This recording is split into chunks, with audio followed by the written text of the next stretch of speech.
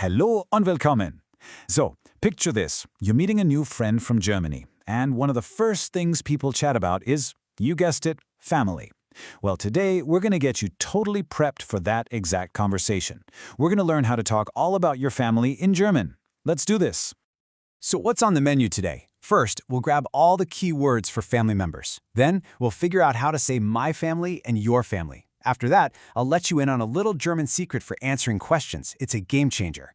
We'll see it all work together in a real conversation. And then, you guessed it, it's your turn to speak.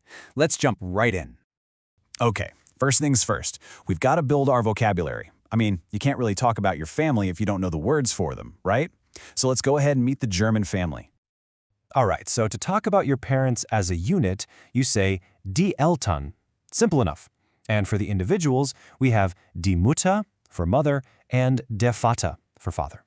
Now, here's a super important tip, and trust me on this one. Whenever you learn a new German noun, always learn that little word in front of it, the die or der. It's going to be absolutely crucial later on. You'll see why in a bit. Next up, siblings. The word for siblings as a group is die Geschwister. In breaking it down, we have die Schwester for sister and, you guessed it, der Bruder for brother. Are you seeing that pattern emerge again? Die for the feminine words, der for the masculine ones. See? It's starting to click. Let's go up one generation, to the grandparents. The word is die Großeltern. And hey, that one's pretty easy, right? You can practically see the English words grand and parents right there. Now the formal words are die Großmutter and der Großvater. But honestly, in real everyday chats, you're almost always going to hear the cute, affectionate terms Oma and Opa. Way easier and much more common. You can't go wrong with those. Okay, this table right here is pure gold. It's a great little summary of everything we just covered, plus a couple extras like de Sohn for son and die Tochter for daughter. But what I really want you to look at is that plural column. Yeah, German plurals can be, well, a little wild. Some words add those two dots, the umlaut, and an others just add an n, and then you've got words like der Onkel that don't change at all in the plural. So for real, this is a great moment to pause and grab a screenshot for your study notes. Super useful. All right. So we've got the nouns down, but that's only half the battle, right? How do we actually make them personal? You know, how do you say my mother or your brother? Well, that's where something called possessive articles come into play. Let's dive into that right now. Okay, on the surface, this is super simple. Mein means my. Dein means your. That's it. So, mein Vater means my father. Dein Bruder means your brother. Easy peasy, right? But, come on, you know this is German. There's always a little twist, and we're going to see it on the very next slide. And here it is, the twist. Remember a few minutes ago when I said it was so important to learn the gender of the noun? Well, this is exactly why. The ending of mein and dein actually changes depending on the noun that comes after it. For masculine words like their father, it stays simple, mein. But look, for feminine words like die Mutter, or for any plural noun like die Eltern, you have to tack on an E at the end. It becomes meine Mutter, meine Eltern. So the big rule here is that the ending of my or your has to agree with the gender and number of the noun. That's the key. Okay, moving on to something I find really cool about German conversation. You know how in English we have yes and no? Well, Germans have a secret third option that is just so useful. It's the word doch. So let's take a look at this question here. Hast du keine Schwester? That translates to a negative question in English, like, don't you have a sister? Now, how you answer this in German is super specific, and honestly, it trips up a lot of learners. But don't worry, we're going to break it down and make it really simple. So here's how it works. For a normal, positive question, ja and nein work exactly how you'd think. No problem there. But if someone asks you that negative question, don't you have a sister? And you do have a sister, you can't say ja. You have to say doch. Think of doch as meaning something like, oh, yes, I do, or on the contrary. It's the perfect word to use when you want to contradict a negative statement or question. It is such a great word, you're going to love using it. Okay, we've got our words, we've got some grammar. Now let's put it all together and see how it works in the wild. We're going to listen to a real, typical German conversation about family. But wait, before we dive into that conversation, I've got one more quick but super important pro tip for you. In German, there are two ways to say not, kein and nicht. Here's a simple rule. You use kein when you're saying you have no of a noun, like I have no car. Ich habe kein Auto. You use nicht to negate pretty much everything else, like verbs or adjectives. I am not coming. Ich komme nicht. Just keep that little rule in the back of your mind as we listen in. All right, here we go. Person A kicks it off with, Ich habe keine Schwester, aber ich habe einen Bruder. This translates to, I don't have a sister, but I have a brother.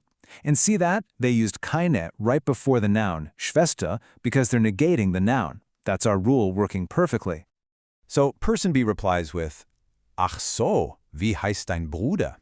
Meaning, oh, I see. What's your brother's name? And by the way, ach so is a fantastic little phrase to add to your toolbox. It's like saying, oh, really? Or I get it. And notice, they use dein Bruder, our possessive from earlier.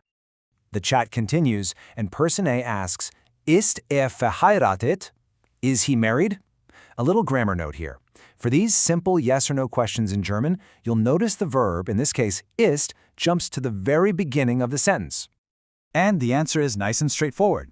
Ja, ist verheiratet. Yes, he is married. Because the question was a positive one, a simple ja is the perfect answer. Next question from person A, Hat Kinder? Does he have children? And look, there's that pattern again. The verb, hat, is right at the front to make it a question. And to wrap up our little conversation, person B says, Ja, hat zwei Kinder. Sie sind Töchter. Yes, he has 2 children, they are daughters. And that is just a perfect sentence, isn't it? It pulls together our new vocabulary words like Kinder and Töchter, and even throws in a number. Great stuff! Okay, now for what I think is the most important part of any lesson. Learning this stuff is one thing, but language is all about speaking. So, it is your turn. I'm going to say a sentence, and I want you to say it right back, out loud. Seriously, don't be shy, just go for it. You ready? Let's start with the title of today's lesson. I'll say it, and then I'll leave a pause for you to repeat it. Here we go. Das ist meine Mutter.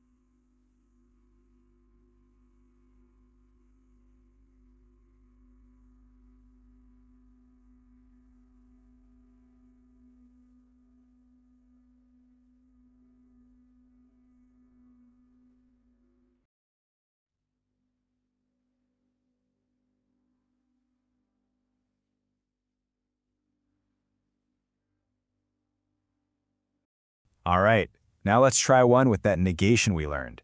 Listen close, then repeat. Ich habe keine Schwester. Great job. One more time. Ich habe keine Schwester. Fantastic work. You're getting the hang of this. So let's do a quick recap. Today, you learned a bunch of words for family members, you learned how to say my and your, and you even learned that awesome secret weapon, doch. You are officially ready to have a basic conversation about your family in German. That's a huge step, so well done. Hey, if you found this helpful, drop a comment below and let me know what other German topics you're curious about. Thanks so much for hanging out with me today, and I'll see you in the next lesson. Tschüss!